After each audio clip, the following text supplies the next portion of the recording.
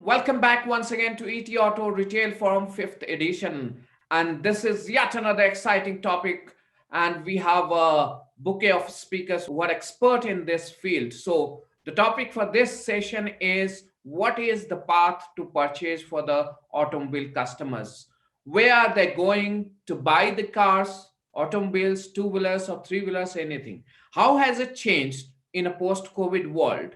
How much of digital influence is working? How much of physical infrastructure is important? Is the physical infrastructure also in for a mega change? Are we going to have more of a smaller outlets? Are we going to have small outlets but closer to the customers? How is it changing? That's the discussion that is there in this panel discussion. Let me introduce the esteemed panel members today. We have Mr. Rajesh Goyal, Head of Sales and Marketing at Honda Cars India Limited. We also have Mr. Nikunj Sanghi, former President, FADA, and also Chairman of ASDC, Automotive Skill Development Council, which is the body that is going to drive the change in terms of skill management. Are they going to provide enough skilled manpower to support the transition or the change that is going to take place in the automobile retailing? And none other than Mr. Nikhil Bansal, who is head of automotive practice as Google. So Google is, of course, one of the main driver, or you can say key player or center of the entire digital transition or transformation that is going to bring in the automobile retailing. So let's open this session by asking you, Mr. Goel, how do you see the change happening in the automobile retailing after the COVID? We saw that already physical or digital was becoming very important aspect when we talked about automotive retailing. How has it changed? Has the COVID triggered or speed up the pace of digitalization, or is it just a discussion or just a overhyped buzz, or actual sales still happening through the physical setup? Namaste and good afternoon, audiences, and Nabil and my co-panelists. It's a pleasure to be here. Okay, let me start by saying something. You see, my understanding or my sense of digital comes from a very small incident at home which I relate to every day. I have a younger son who's in 12th grade in Mayo College, and unlike me or unlike everybody at home, whenever he has to do any task from his mobile phone, he will never pick it up and start typing with his fingers. He will always use voice assist.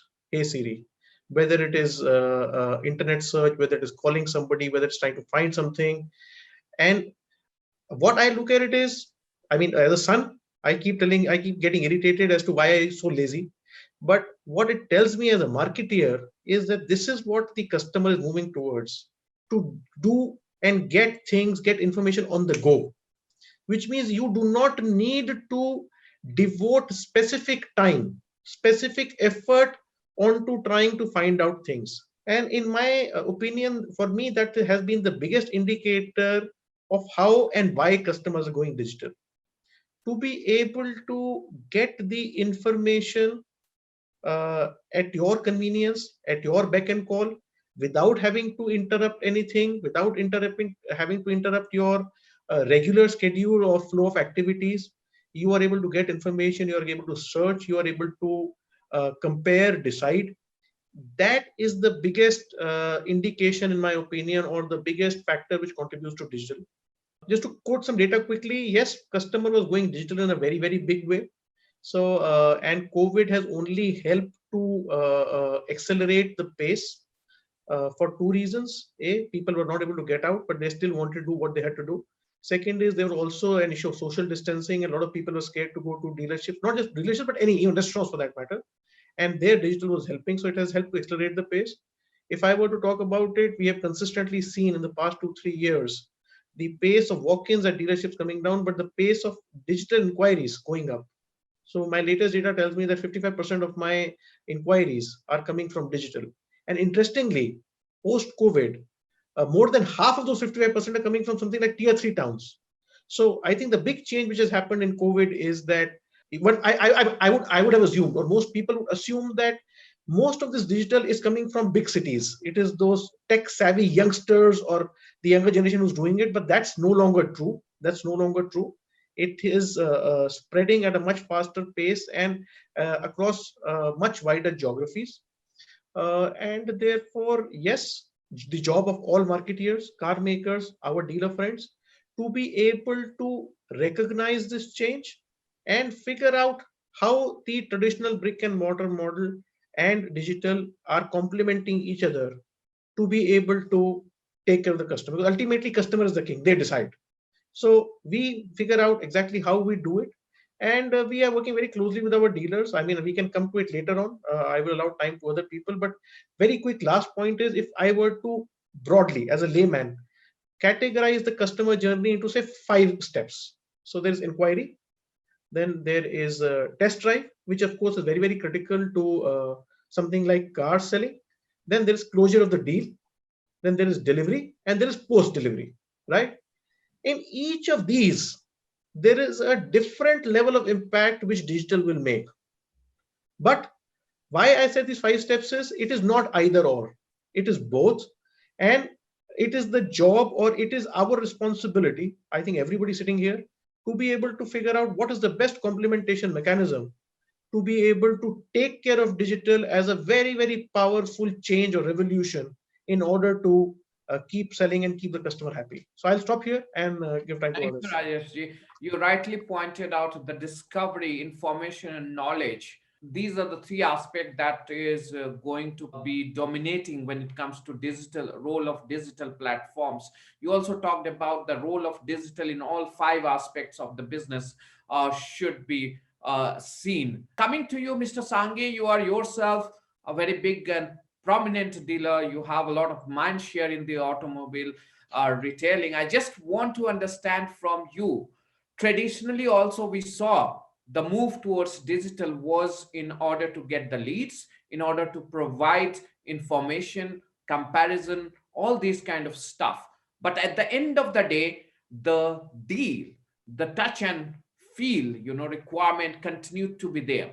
What we see that Mr. Goel mentioned about the tier 3 or smaller towns where the search or internet is coming. Obviously, the data consumption has gone up very heavily in India, probably one of the biggest internet user population we have in India right now. Now, coming back to tier 3 market or a small town, you represent Alwar, which is a small city. Do you think people have come out of the shell, orthodox shell that they had, or in terms of first touching, feeling, experiencing the product, then buying it? Because this is one of the biggest spend that anybody is going to make, especially for the smaller city. How do you see this change?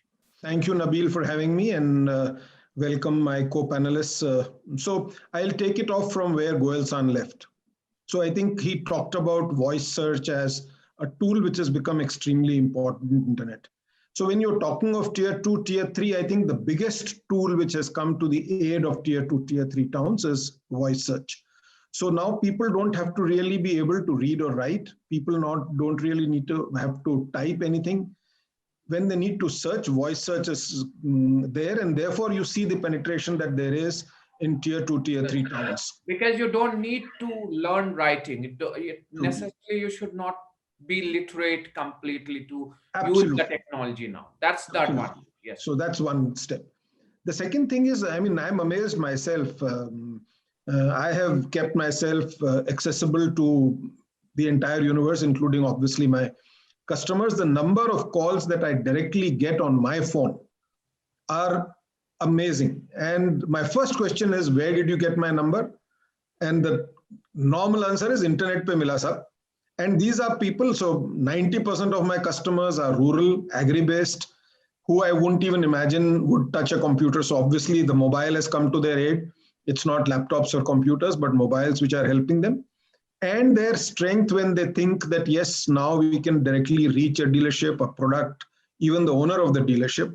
It is phenomenal. It is phenomenal. So I think the world is changing. It's changing much faster than we all are. And I think we will need to keep pace with the world, specifically the World Wide Web. I mean, the way it is, and like you rightly said, India has got the highest penetration and probably the largest growth in the number of internet users. And finally, what it has done is that the customer is so well informed. I mean, he is better informed than most of my consultants. He knows all features. He has done his comparisons. He knows exactly what variant he wants. He knows what are the competitor brands that are available, what are the features. So now I can't just talk about features and benefits of my car, because the customer is aware and you can't take him for a ride. He'll probably cross question you and put you down if you try and be smart. So I think it is more about purchase experience. He comes to validate the information that he's already got from the internet. And you have to aid his journey in validation. You have to fortify him, reassure him, yes, if he has made a choice, people who come to your showroom have already made a choice. So they're coming to the showroom after having made a choice. Now it is extremely important that you fortify their choice and tell them that you have come to the right place, you have selected the right brand, and we are there to give you the best of services and the best of product. So it's now all about experience. And I think you need to be far more engaged with your customer than you were ever before. You need to be transparent. You need to be honest. And I think that is how the purchase journey will go forward. Thank you, Mr. Sanghi. Obviously, you pointed that the internet has solved the issue of providing information and knowledge about the product. But still, the step two in terms of convincing and building trust in terms of their choice that they have made by their study or research online. And the second part is how do you convince them to go ahead? That's all about the experience and the starting of the customer journey. Let's move ahead. Nikhil, I want to bring you in and understand. We have been talking about internet or the digital platform as a source of information, a platform where the customers gets enriched in terms of understanding of the product, in terms of making a choice. But what next? Two gentlemen that I spoke to right now, part of the panel, they have been talking about exactly the same thing that we talked probably even in the pre-COVID time or a year ago or 2 years ago, that the discovery, the research, information, and knowledge, that's where the digital platform ends. What is next, and when do we see that happening? No, firstly, thank you, Nabil, for having me, and very good afternoon to all my fellow panelists and all the viewers out there. And wishing everyone a very happy, healthy, safe New Year. I'm going to start with one statement, right, which I've fallen in love with of late, which is 10 years of digitization is now happened in the last 10 months, right? And if you really soak it in, and I think really like what Rajesan said, whether it's our family, whether it is Kirana stores right next door, whether it is our own employers, or whether it is large organizations, they have truly adopted digital and technology like never before, right? And this is what has led to a rise and only rise of digitization in India. And there is no going back, right, to the old ways of working. So if I step back, and I think the question also, some of you talked about internet adoption, the growth of internet users in India, putting things in perspective, if you look at 2020, and 2020 is a very vital year for us, right? If you look back, we have added close to 85 million internet users in a single year, right? So we're now close to 750 million odd people on the internet in India. And what is very interesting, and I think some of you alluded to, is rural consumers, right, which was earlier less than 50% in terms of contribution, today has surpassed the urban users in terms of internet adoption. And that number is going to get into literally 7 out of 10 people by 2025 are going to be coming from tier 2, tier 3, tier 4 towns and not from urban cities, right? So, and that's exactly where even today, even automobile sales is moving towards. Mobile consumption, right? If we were back in the day, probably 86 MB was an average consumption of data every month per user. Today, that number is 14 GB per person per month, right? And it's doubled from our 2018 numbers.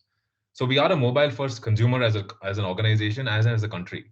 But what is most interesting is in India is not just a country of countries who's coming on the internet, but now we're very comfortable in transacting, right? So the closest proxy, if you look at, is UPI. India took 3 years to get to 1 billion transactions a month, which happened close to end of November 2019. We doubled that in 2020, right? And if you guess where we're going to head to, we're going to head to 1 billion transactions a day by the end of 2022. These are staggering numbers, right? These are basically saying that India is online. India is now happy and more convenient in terms of transacting. And lastly, when I look at automobile, right? Entire 2020, that was a lead indicator. Queries for automobiles, and I think that's also what Rajesh was alluding to, has grown. So we've grown literally 45% in the entire 2020, despite the slowdown and the lockdown, right? So that's like a lead indicator saying that it's not just pent up demand, but it's actually a structural change which is coming into India in terms of demand here to stay. And 2021 is the year of auto.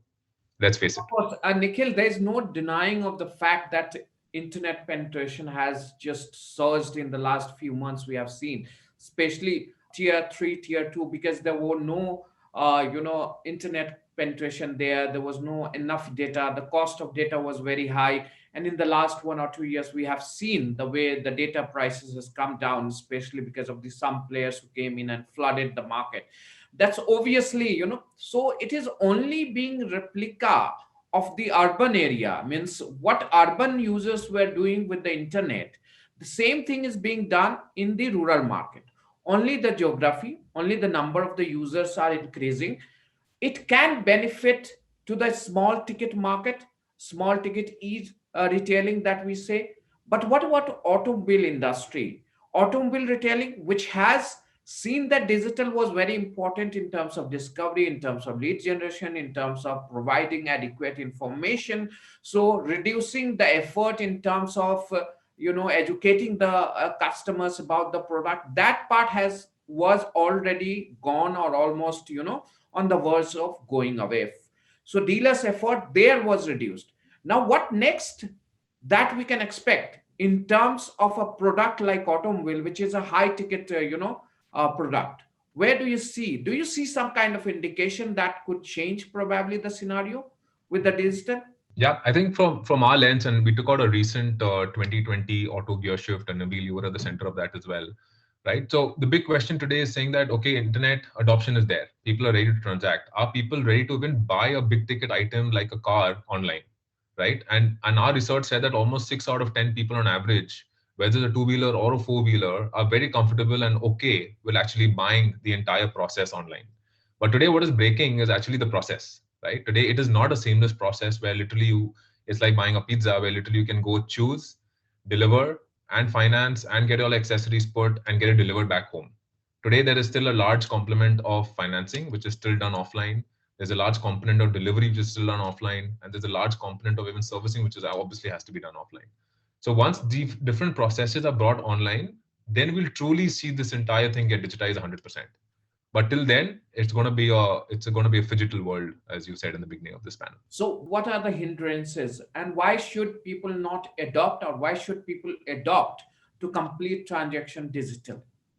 So my take is mindset, right? We've always said customer is the king, right? But if we really understand the pulse of the customer and we're following the customer, we have to change the way we think, right? So when it comes to processes, when it comes to the way we train our personnel, and I think Nikunj has done this really well at a dealership level, today customer centricity is key, right? And if I take examples of global and in India examples, if you as a sales rep on ground are obsessed with turning around a experience for a customer, you will personalize the way you talk to him or her, right? You will build that trust, you will build that connect, and you will build that loyalty. Once all this is in place and you bring that entire process on digital, there is no stopping you from really, really becoming a digital first industry. Mr. Sanghi, I'll come to you and understand how the dealership or the retailers changing their reach and approach in terms of bringing in the customer.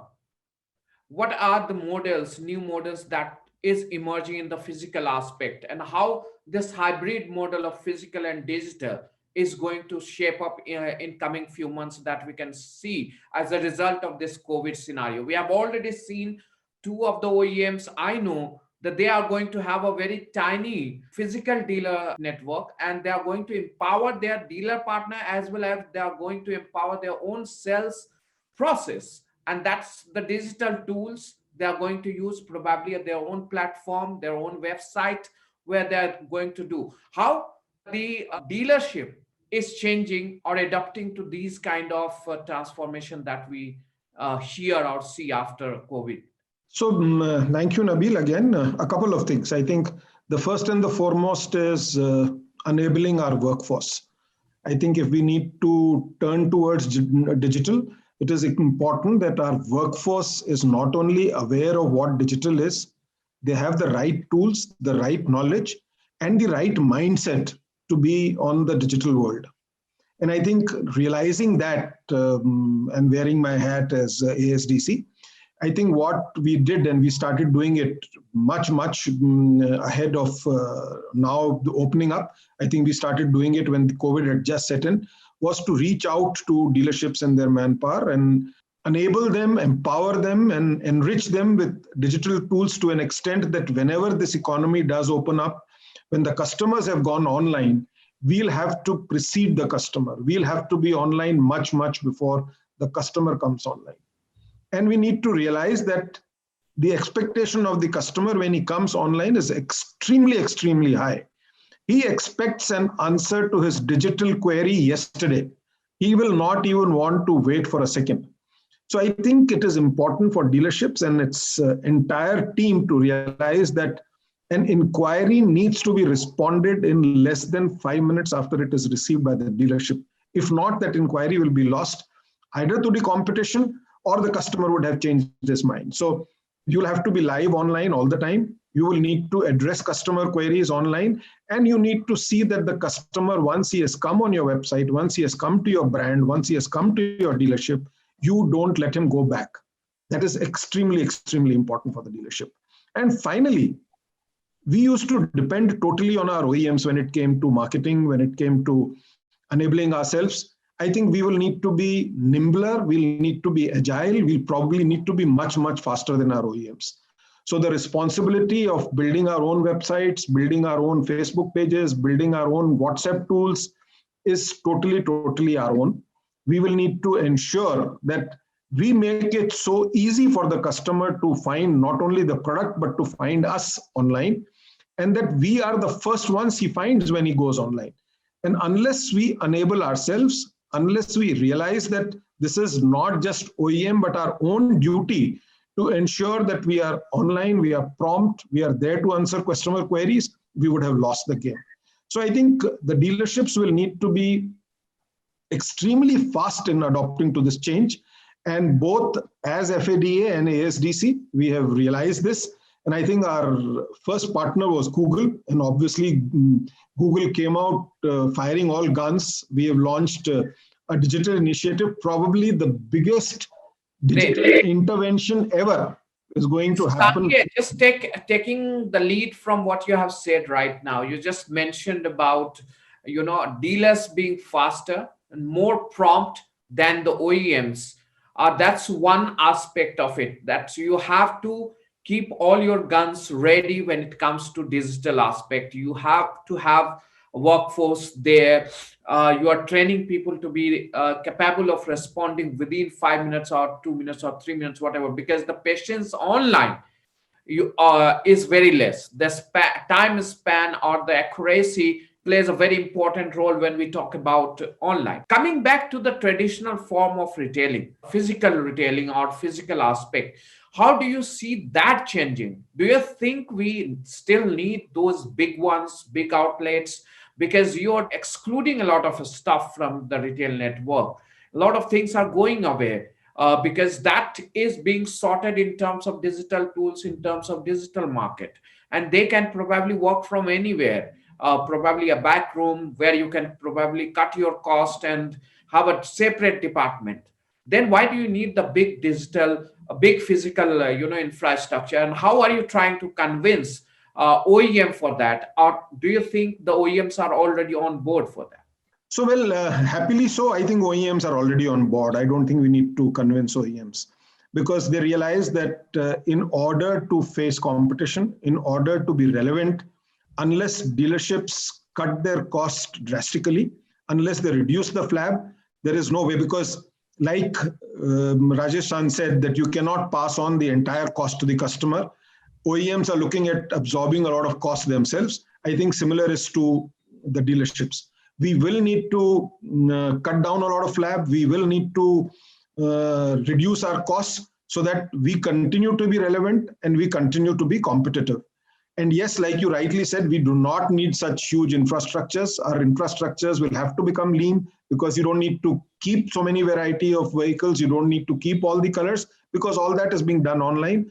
And most of the journey of the customer, the purchase experience would have ended even before he comes to the showroom. So you know the variant he wants, you know the color that you want.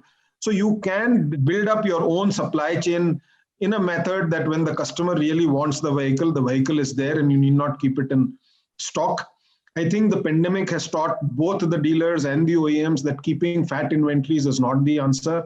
This is a cost which is only building up into the system, is benefiting neither the dealer nor the OEM, and only making the bankers and the financial institutions richer and more profitable than we are. So most of the time we are making money for them and not for ourselves. And I think one thing that the pandemic has done is make both the dealers and the manufacturers smarter to the aspect that inventories is not the solution. You need to trim down your inventories. You need to get into a situation where you have just-in-time inventories. And like the biggest cost to a dealer is the cost of inventory. And I think if that gets drastically reduced, dealers will be far more happier. OEMs will be far more happier because it's not just their inventories, even the OEM inventories will come drastically down. So the stocking space, the display space, the number of people that you need in the showroom, all that will go down.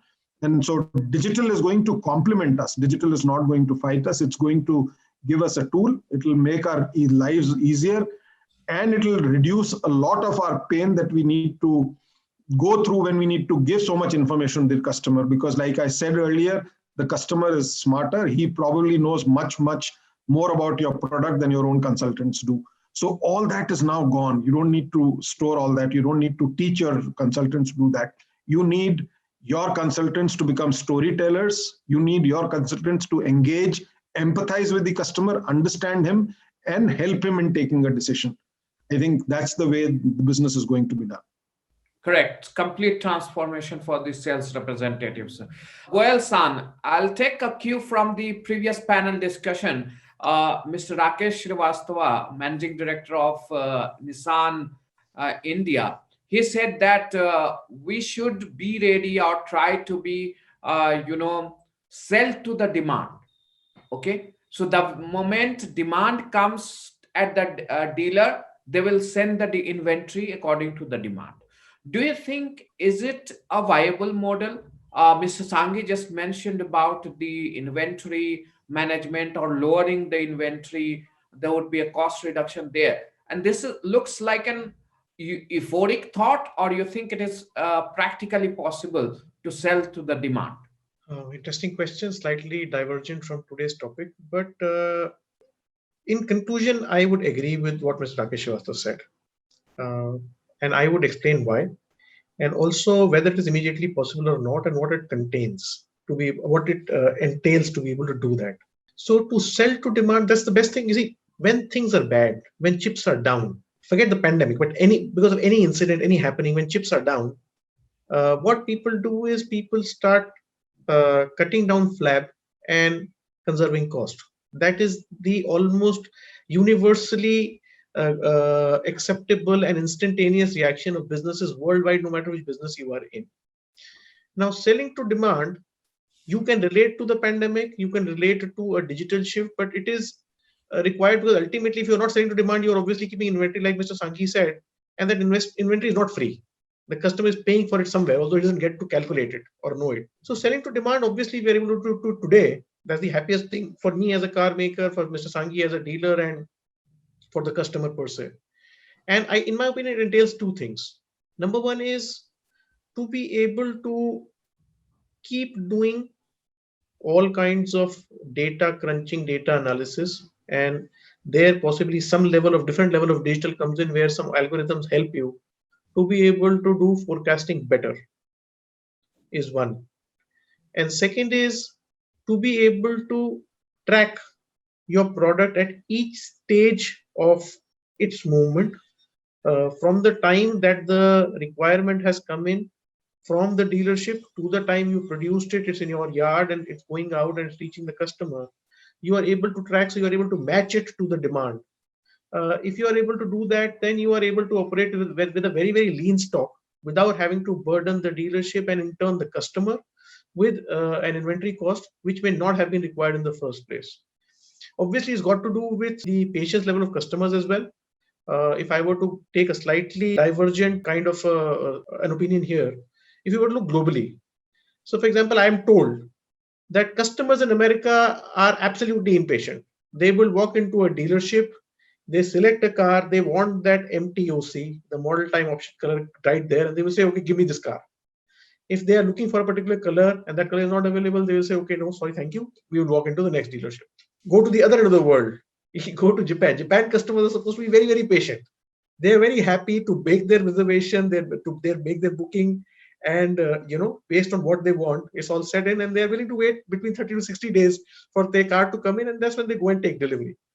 But having said that, customer patience is, like I said, customer decides is one part of the story, but ultimately it's all about cutting flack from the system, making the system more efficient, and keeping the customer happy.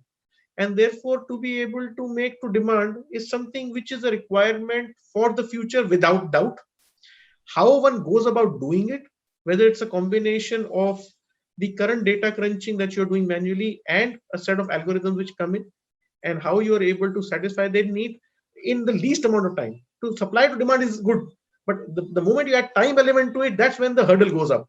And that is what we as car makers working along with our dealerships need to go forward, figuring out how to do it. And I think I'm sure all car makers are already working towards those kind of initiatives. Difficult to say whether it happens tomorrow or something, but that is something that one will have to look at in order to be able to reduce waiting time for customers and standing time of the cars. Let's take another point from what Mr. Sanghi just mentioned. If we are talking about path to purchase, we just talked about we do not probably need that big outlets everywhere. Going forward, when you are making your network planning or strategizing that, how do you see the combination in terms of your main outlets versus sub outlets or mobile van sales for selling or servicing? How the combination is going to emerge going forward? What percentage of outlets you are going to have, that the big ones or the major ones, and how many you want to have, and how will the structure look like? Please allow me to go back to where I ended in my first set of statements, which is if I were to broadly classify the customer journey into 5 steps, which is the inquiry, the test drive, the deal closure, delivery of the car, and post delivery. And then we will come analysis at each of these steps will tell us the need for a dealership and the size of the dealership, right?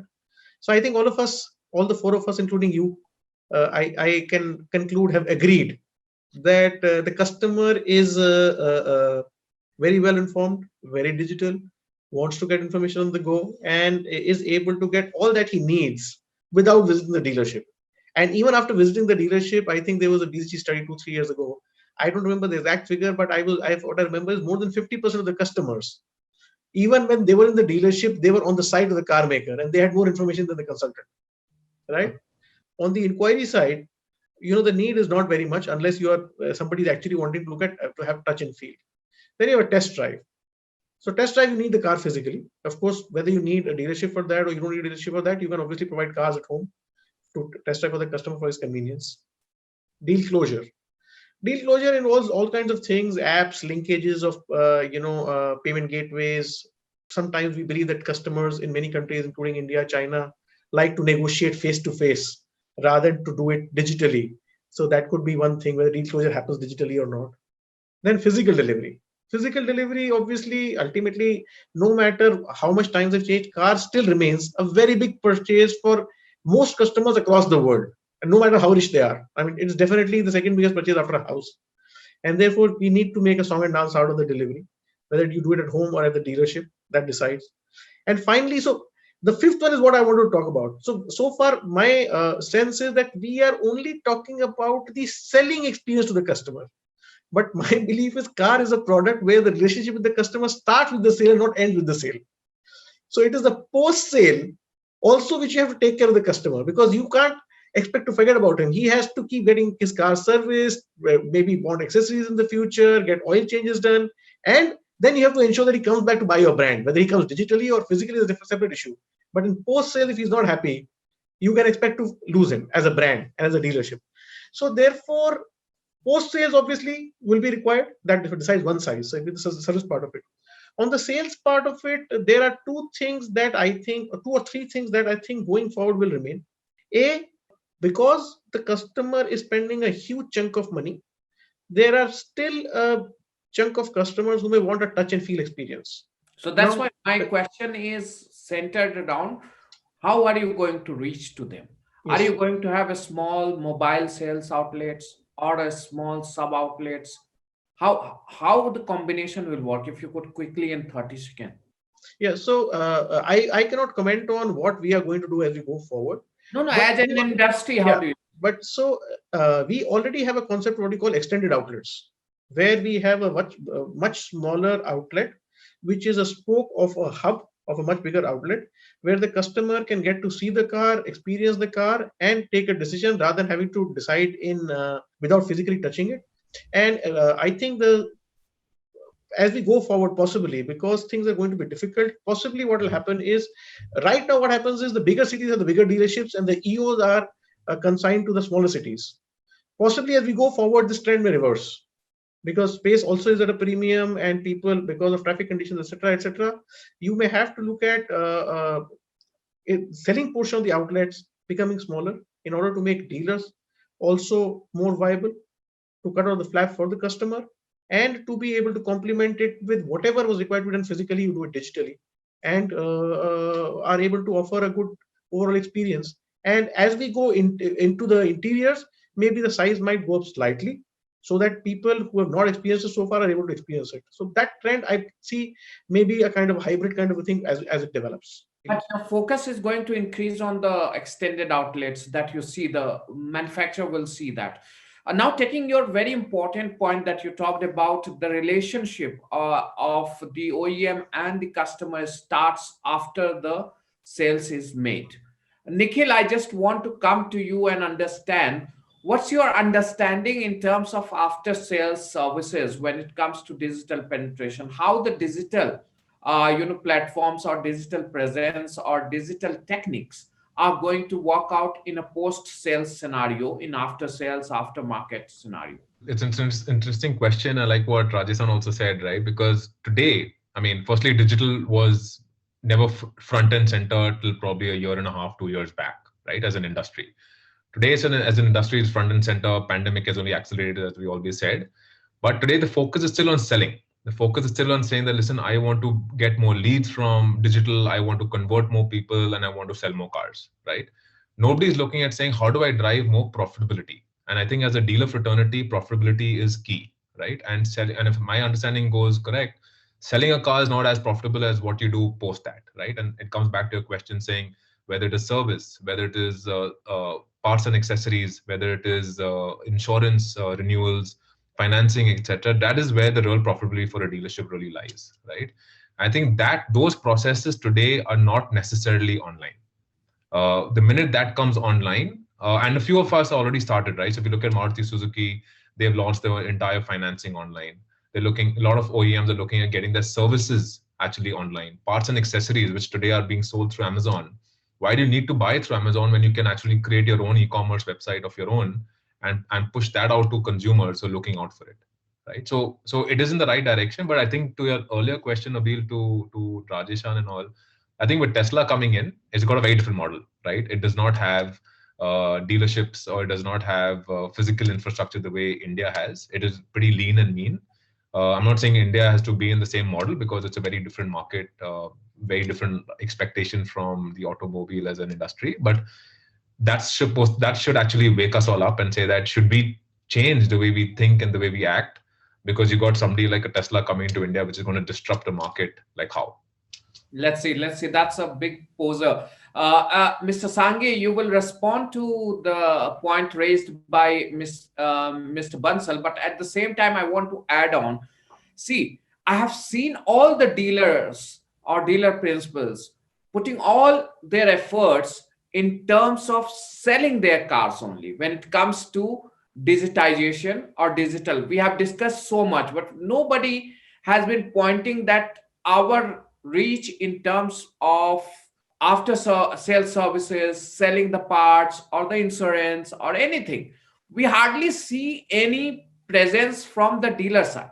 But if you go physically to a dealership, they are selling all kind of accessories. They are selling insurances. They are selling a lot of things.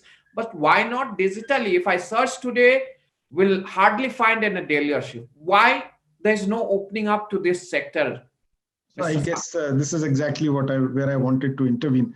So I think it's very rare that on a platform like yours we talk of after sales service. Most of the time our discussions are limited to sales. So people have talked only about sales, but you'll be amazed about the pace at which digitization is taking place after sales.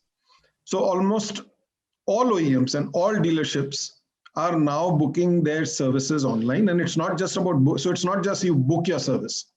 So you book your service, and online you're getting your estimates, online you're giving approvals, online you can actually see your car moving in the dealership. So you don't need to be physically present in the dealerships. There are now applications available with almost all OEMs where on your mobile phone you are tracking your car while it is being serviced in your dealerships. Mr. Sangi, I understand this much is happening very much, but this is almost the traditional set of things that is just being aided by technology or digital technology. That's what I see. But as a layman, if I am a different user, my online universe, when I go there, suppose I want to buy a seat cover, I want to buy a probably steering wheel cover, or I want to buy some kind of fancy lights, jazzy light or something, I discover online that they are mostly the startups or these e-commerce sites, they appear. Why are you not prominent there? Why is it not coming out from the dealer side? So there are two answers to this one. The first answer is that yes, even there we are there online. So I think accessories are there online. And when a customer is booking a service, I think we make it a point that we not only sell value-added services, but also in accessories. But like Rajiv San said, and even Nikhil said, majority of our profit comes out of spares, accessories, value-added services, and not just selling a car. So all those things the dealerships have started doing online. Two, there is still a limitation on how you operate vis-a-vis the customer and your OEM. So there are a number of processes which are still controlled by the OEM when it comes to after-sales service. And we need to adhere to those norms. We need to adhere to those processes when we are offering that service. So if you are buying a seat cover and you do not want to buy a seat cover which I am offering as a genuine accessory, then probably even if I want to, I will not be able to offer you some. If you need to customize it, probably I will not be able to do it because I am ordained to deal only in genuine accessories, which my OEM is giving. So I think that kind of freedom probably will come to the market. And if you look at the US market, in the US market, almost all dealer management software are open to accessories platforms which are not OEM platforms. Those are platforms which you can actually latch on to a dealer management software and offer a range of accessories, a range of services which are not necessarily from the OEM. So I think that change will also come. I think Indian market is maturing. India is shifting from seller's market to purely a buyer's market. The customer is spoiled for choice. And I think that kind of flexibility will also ultimately come to India. These are things which come with market demand. These are things which comes with demand and supply. These are things which the customer demands. And I'm sure all our OEMs, because they are not operating only in India, they are operating globally. They have global experience, they have global exposure, and probably much, much more knowledge than any of us on this platform have. So they know exactly what is happening all over the world. And I'm sure when that time comes to India, they will opening up the dealerships to probably giving services which are outside the domain of the OEM. Agree. I would also just like to add to your comment. I think dealerships have much better, in brand image in terms of trust among the customer when it comes to genuine parts. And there, I think dealership has been missing in terms of leveraging this opportunity and opening up doors for others, third party players to come and capture those market. I think now the dealership principals will notice that and understand how to get into this domain and leverage the opportunity that is there out in the market. This comes to the conclusion of this exciting discussion. Certainly, it was very interesting discussion that we had. We can continue for another 1 hour. But before we conclude, I'll just seek your final 30-second comments on how do you see the path of purchase for the customer and what the dealers are going to do in this changing path to purchase. If you could give me 30 seconds comment. I'll start with you, Mr. Sanghi. So I guess a term which has been used very frequently of this is phygital. And I think phygital is the solution. It will have to be a hybrid model between physical infrastructure and digital intervention. The digital intervention will keep growing as the journey proceeds, and we will need to be nimble and agile to adopt to that change. Nimble and agile. And phygital is the way forward. Mr. Goel, how do you define the phygital? 30 seconds. Digital, I think I will define again in the 5 steps. I'm sorry to keep repeating myself, but places where the customer desires, like I said, customer is the king, he decides. And whatever customer wants, companies have no other option but to go ahead and do it. So if the customer, the places where customer wants a physical intervention, we have to do it. And not just that, digital is going to have another impact. For physical dealerships you need, but the dealerships interaction will become even more important because customers will start rating dealerships later on, just like it happens with restaurants, etc., etc. And how they are able to complement on a real-time basis that there's a seamless experience which the customer has with digital. Like Sanghi-san said, customer has sent an inquiry, and how quickly, rather than routing through a call center, it goes directly to the dealership closest and they're able to respond. That seamless kind of an experience, I think, is the best definition of a phygital, where you are able to offer a seamless experience to the customer from digital to the physical dealership to the digital and the final delivery.